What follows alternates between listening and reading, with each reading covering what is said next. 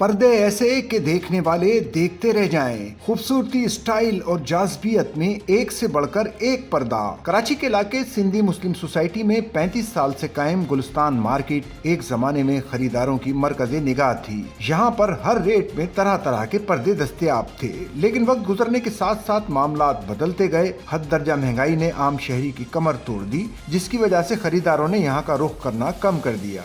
जो सूरत हाल है इस वक्त अच्छी तो नहीं है, सबको ये पता है। तो और ये चीज़ें काफ़ी महंगी हो गई हैं, जिसकी वजह से थोड़ा सा लोगों को ख़रीदारी में प्रॉब्लम है। तो ओवरऑल अच्छा नहीं जा रहा फिल वक्त रमज़ान। ये तो नॉर्मली लश्करीज़ के अंदर आता है काम हमारा, पर्दे वगैरह तो इतना आसान नहीं है लोगों के लिए।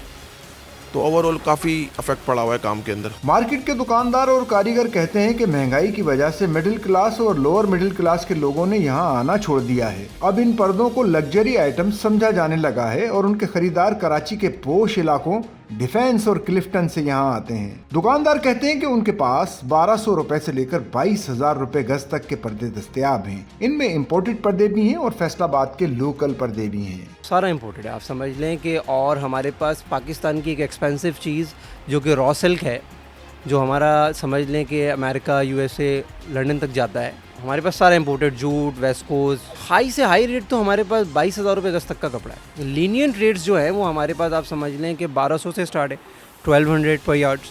दुकानदारों ने मुताल्लिका हुक्काम से मुतालबा किया कि उनकी मार्केट की हालत को बेहतर किया जाए। बिजली और सीवरेज के मसाइल की वजह से भी इनका धंधा चौपट हो रहा है। कारोबार ठंडा जाने की तो बहुत सी वजूहत है यहाँ पे क्योंकि फैसिलिटीज़ प्रोवाइड नहीं है।